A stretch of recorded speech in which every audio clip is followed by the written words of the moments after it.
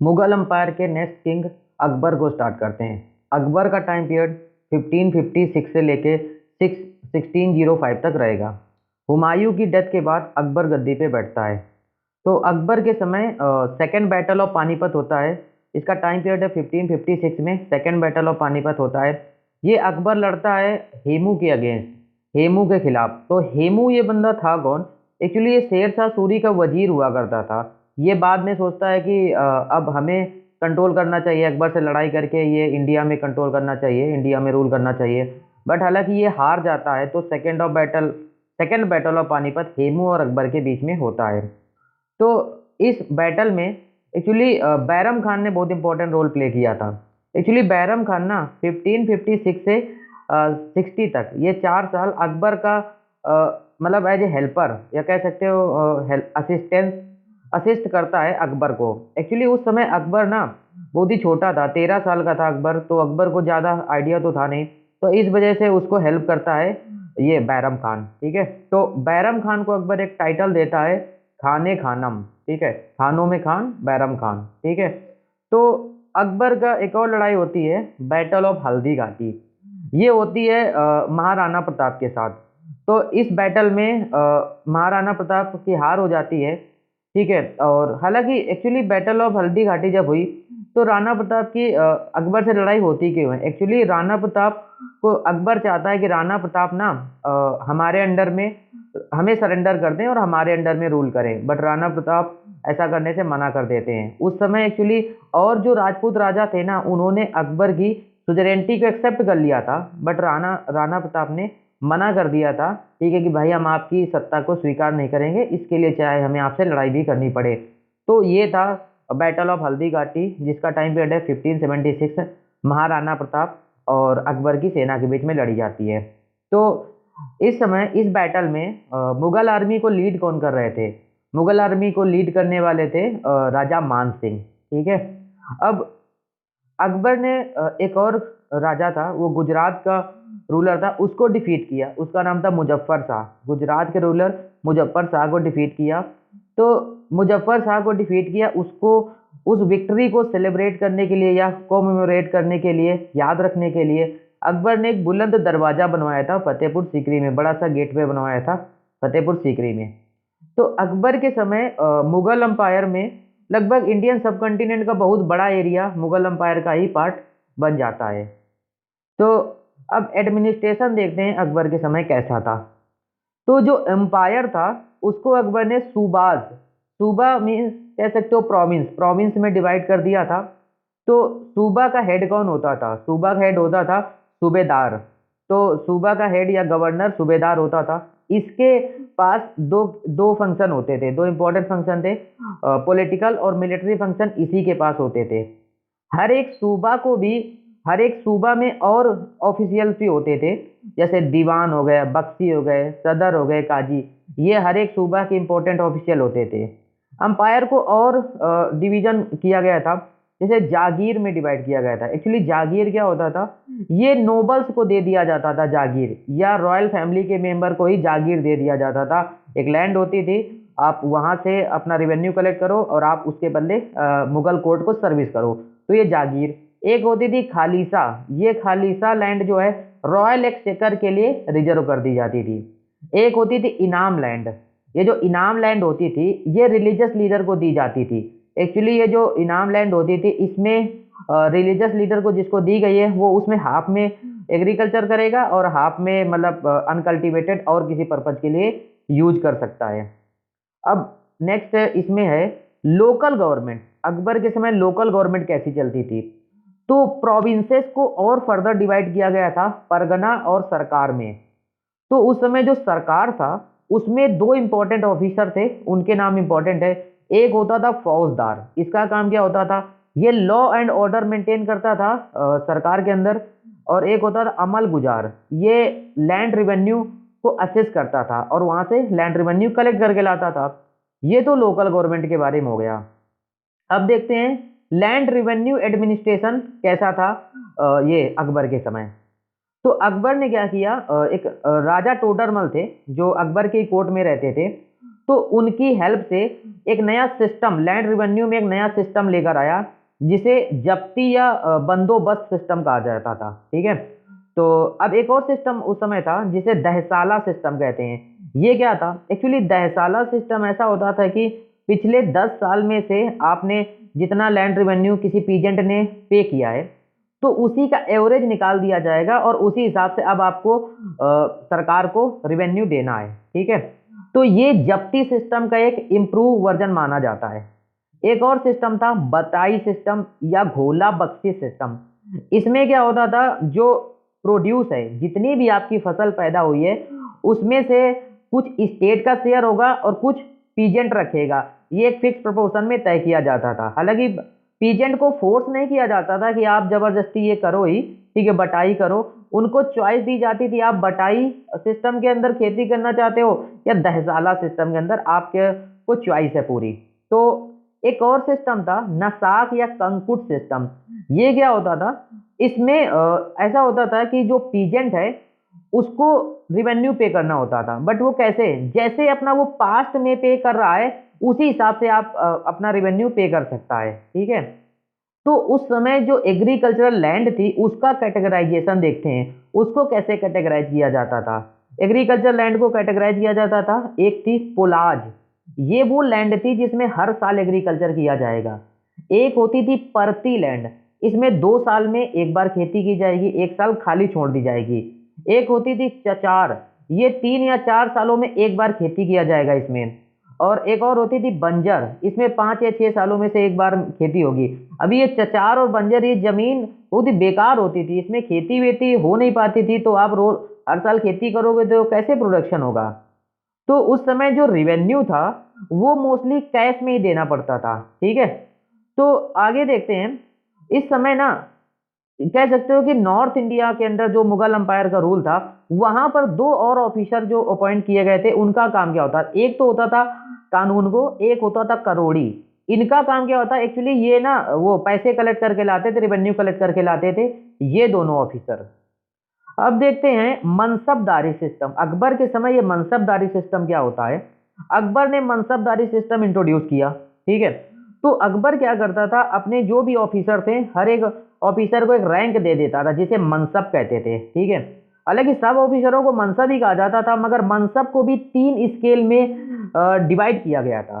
तो वो तीनों स्केल देखते हैं। एक होता था, फर्स्ट नंबर है मनसबदार 500 जात, 500 जात या बिलो इट। एक होता था अमीर, जिसकी जात होती थी 500 से 2500 जात।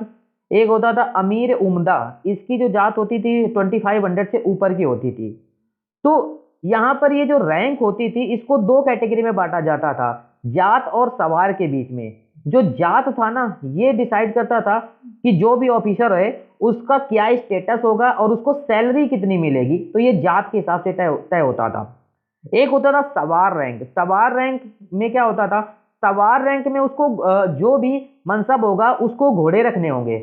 घोड़े मतलब घुड़सवार, तो मिनिमम ये था कि 2 घुड़सवार तो उसके पास होने ही चाहिए, 2 से ज्यादा होंगे तो उसकी रैंक और अच्छी मानी जाएगी। तो ये था सवार का काम। तो एक्चुअली ये जो मनसबदारी जो पोस्ट थी या मनसबदारी सिस्टम था, ये हेरिडेटरी नहीं था। हेरिडेटरी मतलब पापा के बाद बेटे को मिलेगा, ऐसा नहीं था। एक्चुअली ऐसा था कि ये जो मनसब है ना, एक्चुअली वो उसको दे दिया जाता था, मतलब जागीर मनसबदार को दे दिया जाता था कि ये लो जागीर और इसके बदले में आप मतलब मुगल अंपायर की सेवा करो, ठीक है, सर्विस करो ये। ठीक है, तो अकबर के समय की रिलीजियस पॉलिसी देखते हैं। रिलीजियस पॉलिसी कैसी थी अकबर के समय की।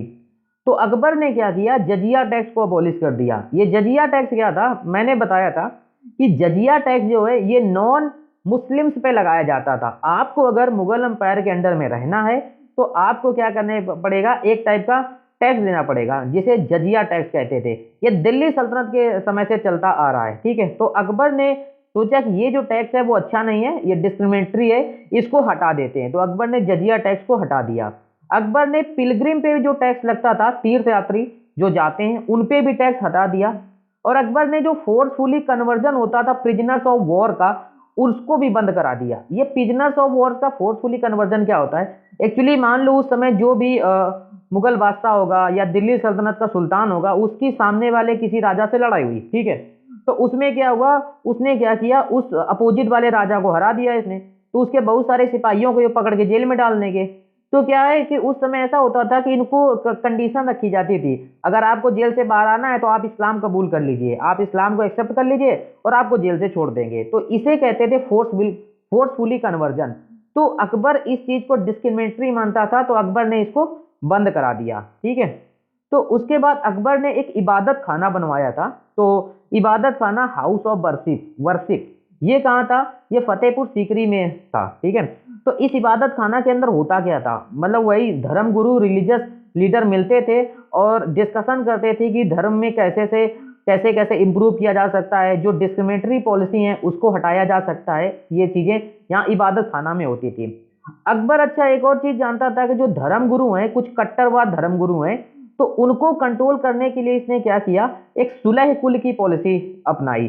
सुलह कुल को यूनिवर्सल पीस भी कह सकते हो। इस सुलह कुल के अंदर ये था कि सारे के सारे धर्मों का सम्मान किया जाएगा, चाहे वो हिंदू हो चाहे इस्लाम हो, सारे के सारे धर्मों का सम्मान किया जाएगा, सारे के सारे धर्मों को बराबर नजर से देखा जाएगा, कोई डिस्क्रिमिनेशन नहीं किया जाएगा। तो इसे कहते थे सुलह कुल की पॉलिसी या यूनिवर्सल पीस की पॉलिसी। तो ये सुलह कुल की पॉलिसी का आइडिया अकबर के अंदर में आया कहां से, ये सुलह कुल की पॉलिसी का आइडिया अकबर के पास, अकबर को दिया था, सजेस्ट किया था अबुल फजल ने। ठीक है, अबुल फजल अकबर के ही कोर्ट में रहता था, इसने इसको सजेस्ट किया था। तो ये जो सुलह कुल की पॉलिसी थी अकबर की, अकबर के बाद के जो राजा रहेंगे जैसे जहांगीर और शाहजहां ने भी इसको फॉलो किया। अब इन 1582 में अकबर ने एक नया रिलीजन बनाया, एक नया रिलीजन, उसका नाम क्या था, दीन इलाही या डिवाइन फेथ। तो इस धर्म में एक भगवान पे बिलीव करने को सिखाया जाता था। ठीक है, तो अकबर ने इस धर्म में क्या किया था, सारे धर्मों की अच्छी अच्छी बातें, गुड गुड पॉइंट उठा के इस धर्म में रख दिए थे। तो इस धर्म को उस समय कितने लोगों ने एक्सेप्ट किया, हालांकि ज्यादा लोगों नहीं किया था इस धर्म को एक्सेप्ट, ओनली 15 लोग ही इस धर्म को एक्सेप्ट किया था, उसमें बीरबल भी शामिल थे। अकबर ने हालांकि किसी को फोर्स नहीं किया कि आप जबरदस्ती धर्म को मानिए, किसी को फोर्स नहीं किया अकबर ने। ठीक है, अकबर ने एक झरोखा दर्शन स्टाइल भी, झरोखा दर्शन सिस्टम भी इंट्रोड्यूस किया था अकबर ने। ठीक है, इसमें राजा आता था और लोगों को दर्शन देता था। इसमें इसका मतलब ये था कि राजा अपनी इंपॉर्टेंस जनता के सामने बढ़ाना चाहता है। ठीक है, तो अकबर को ना कैलीग्राफी भी बहुत पसंद थी। Calligraphy means art of beautiful writing. ठीक है, तो अकबर के समय एक उसका फेवरेट कैलीग्राफर था जिसका नाम था मोहम्मद हुसैन, ये अकबर के समय था। तो ये एक स्टाइल में लिखता था जिसे नस्तालिक कहते थे, अकबर को ये बहुत ज्यादा पसंद थी। ठीक है, तो अकबर ने इसको ऑनर किया था एक गोल्डन पेन, सोने का पेन देके, जिसे जरीने कलम कहते थे, तो इसको ऑनर किया था अकबर ने। अब अकबर के समय चलाए गए कॉइनेज, सिक्कों के बारे में देखते हैं। अकबर ने सोने के सिक्के चलवाए, ठीक है, जिसे असरफी या मोहर कहते थे। तो इन सिक्कों में जो डेट लिखवाई गई, वो डेट ना हिजरी इरा को रिप्लेस करके इलाही इरा की शुरुआत इसी समय मानी जाती है। ठीक है, इन्हीं सिक्कों से मानी जाती है। ठीक है, तो अब आगे देखते हैं कि अकबर ने ना उन सिक्कों में पर्शियन पोएट्री भी लिखवा दी। ये पर्शियन पोएट्री का काम क्या होता था, एक्चुअली पर्शियन पोएट्री का मकसद क्या होता था, एक्चुअली ये पर्शियन पोएट्री रूलर मतलब राजा को प्रेस करती थी। तो ये तो सिक्कों के बारे में हो गया। अब अकबर के कोर्ट में 9 रत्न थे। 9 रत्न मतलब 9 इंपॉर्टेंट ऑफिसर, अकबर के कोर्ट के 9 इंपॉर्टेंट ऑफिसर जिन्हें 9 रत्न कहा जाता है। तो उनके नाम देखते हैं। पहले थे अबुल फजल। ठीक है, इनका काम क्या था, एक्चुअली इन्होंने लिखा क्या क्या था, इन्होंने 2 बुक लिखी, एक थे आईने अकबरी, एक अकबरनामा। तो बहुत इंपॉर्टेंट पर्सन है अबुल फजल। ठीक है, नेक्स्ट है अब्दुल रहीम खाने खाना, ये भी एक ग्रेट ग्रेट पोइटर है। इन्होंने क्या किया, बाबरनामा जो बुक थी उसको टर्किश लैंग्वेज में ट्रांसलेट करवा दिया था। एक थे बीरबल, ये हिंदू एडवाइजर थे अकबर के और अकबर की सेना के आर्मी के कमांडर भी रहे थे। तो अकबर ने इनको टाइटल दिया था राजा का, तो इनका पूरा नाम राजा बीरबल हो गया था। ठीक है, तो एक और थे मिर्जा अजीज कोका, तो ये अकबर के फोस्टर ब्रदर थे। ठीक है, नेक्स्ट है एक है फैजी, इन्होंने क्या किया था, लीलावती को पर्शियन लैंग्वेज में ट्रांसलेट करा दिया था और इन्हीं के सुपरविजन में महाभारत को भी पर्शियन लैंग्वेज में ट्रांसलेट किया गया था। एक और थे राजा मान सिंह, ये अकबर के मनसबदार थे। नेक्स्ट थे राजा टोडरमल, ये अकबर के फाइनेंस मिनिस्टर हुआ करते थे और अकबर ने इनको एक टाइटल दिया था। उस टाइटल क्या टाइटल दिया था? दीवाने अशरफ। दीवाने अशरफ का टाइटल अकबर ने राजा टोडरमल को दिया था। ठीक है।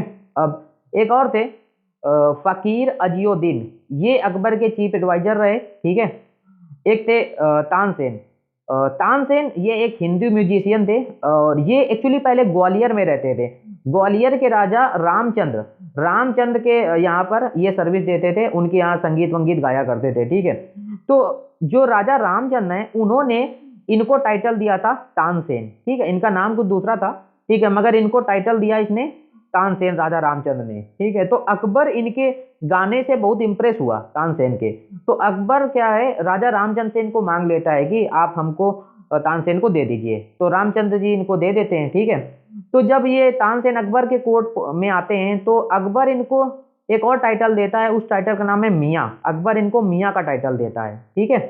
तो ये कंफ्यूज नहीं होना है कि ये जो तानसेन टाइटल है अकबर ने दिया या रामचंद्र ने, नहीं, ये रामचंद्र ने दिया था। ठीक है, तानसेन का टाइटल। अब आर्ट में क्या कंट्रीब्यूशन रहता है अकबर के समय? ठीक है। तो एक हजनामा। हजनामा क्या है? इसमें 1200 पेंटिंग्स हैं। ये अकबर के समय ही बनाई गई थी। ठीक है। उसके बाद European style of painting, Akbar के कोर्ट में यूरोपियन स्टाइल ऑफ पेंटिंग को भी इंट्रोड्यूस किया गया। एक्चुअली ये किसने इंट्रोड्यूस किया था? पोर्तुगीज प्रीस्ट, पुर्तगाल से कुछ प्रीस्ट लोग आए थे, उन्होंने अकबर के कोर्ट में यूरोपियन स्टाइल ऑफ पेंटिंग्स को इंट्रोड्यूस किया था। अकबर के कोर्ट में दो फेमस और पेंटर थे, एक थे जसवंत, एक थे दसवान। ये अकबर के कोर्ट के दो फेमस पेंटर रहेंगे। तो अब देखते हैं उस समय Persian poets in his court. Akbar के कोर्ट में जो पर्शियन लैंग्वेज में लिखने वाले पोइट थे वो कौन थे? उनका नाम, एक थे अबुल फजल और उनके भाई अबुल फैजी, एक थे तारिक अल्फी, एक थे उतबी एंड नजीर। ये तो पर्शियन लैंग्वेज में लिखते थे। हिंदी में लिखने वाले कौन थे? तुलसीदास, इन्होंने रामचरितमानस लिखा। ठीक है। तो आगे अकबर ने एक मकतब खाना बनाया था। मकतब खाना मीन्स ट्रांसलेशन ब्यूरो। एक्चुअली ये फतेहपुर सीकरी में स्टैब्लिश किया गया था। इसमें क्या होता था? एक्चुअली इसमें ना बहुत सारे जो संस्कृत की किताबें हैं, संस्कृत का वर्क है, उसको पर्शियन में ट्रांसलेट किया जाता था। तो मकतब खाना में क्या होता था, ये चीज इंपॉर्टेंट है। उसके बाद जो महाभारत है, महाभारत को पर्शियन लैंग्वेज में ट्रांसलेट किया गया था और उसको नाम दिया गया था रजनामा। ठीक है।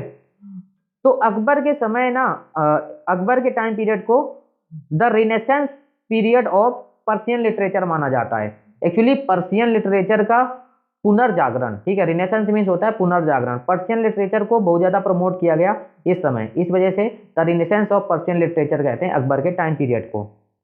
अब देखते हैं आर्किटेक्चर में क्या कंट्रीब्यूशन रहा अकबर का। तो अकबर ने फतेहपुर सीकरी में बहुत सारे बिल्डिंग बनवाई। ठीक है। कुछ गुजराती स्टाइल में बनवाई, कुछ बंगाली स्टाइल में। तो ऐसा माना जाता है कि जो गुजराती स्टाइल में पेंटिंग बनी हुई थी, अकबर ने अपनी राजपूत वाइफ को डेडिकेट करके ये बिल्डिंग्स बनवाई थी। तो अकबर के समय और देखते हैं अकबर ने क्या कंट्रीब्यूशन रहा आर्किटेक्चर में। अकबर ने दो हॉल बनवाए, एक था दीवाने आम, एक था दीवाने खास। तो दीवाने आम means hall of public audience, यहाँ पर आम जनता आती थी अपनी ग्रीवेंसेस मतलब शिकायतें लेके, और अकबर इनकी शिकायतें यहाँ पर सुनता था। और दूसरा था दीवाने खास, ये एक प्राइवेट हॉल था। इसमें क्या है कि राजा अपने मंत्रियों के साथ डिस्कशन करता था या दूसरे मतलब एम्पायर से, दूसरे किंग के यहाँ से कोई गेस्ट आया है, स्टेट गेस्ट, उनके साथ अपना डिस्कशन होता था। अकबर ने जामा मस्जिद बनवाया। ठीक है। और एक बुलंद दरवाजा, तो ये तो हमने देख लिया, गुजरात को जीतने की खुशी में इसने बनवाया था बुलंद दरवाजा। ठीक है। उसके बाद अकबर ने फतेहपुर सीकरी में जोधाबाई पैलेस भी बनवाया, एक पंचमहल भी बनवाया था। पंचमहल 5 स्टोरी बिल्डिंग थी, ये भी बनवाया गया फतेहपुर सीकरी में। अकबर के समय during Akbar rain Humayun tomb, ये जो हुमायूं टॉम्ब है ये दिल्ली में अकबर के समय ही बनवाई गई। ठीक है। और उसके बाद एक्चुअली इसको ना प्रीकर्सर ऑफ ताजमहल माना जाता है। प्रीकर्सर ऑफ ताजमहल का मतलब कि ये ताजमहल के तरीके ही दिखती है और ये ताजमहल के पहले ही बनी थी, तो इसे प्रीकर्सर ऑफ ताजमहल माना जाता है। ठीक है। अब अकबर की टॉम्ब कहाँ पर है? अकबर की टॉम्ब है सिकंदरा में, ये आगरा के पास प्लेस है। इसको किसने बनवाया था? इसको जहांगीर ने बनवाया था, जो अकबर के बाद मुगल अंपायर का नेक्स्ट किंग रहेगा, तो जहांगीर ने इसे बनवाया था। ठीक है। तो अकबर ने आगरा फोर्ट भी बनवाया था। आगरा फोर्ट रेड सैंडस्टोन, लाल सैंडस्टोन का बना हुआ है। ठीक है। उसके बाद एक जहांगीरी महल भी बनवाया गया था। एक्चुअली ये हिंदू डिजाइन में बनाया गया था, ठीक है। तो इस तरीके से ये रहा अकबर का कंट्रीब्यूशन, ठीक है, अकबर के बारे में। अब हमारा मुगल एम्पायर का नेक्स्ट किंग आएगा जहांगीर, इसको हम नेक्स्ट वीडियो में कवर करेंगे।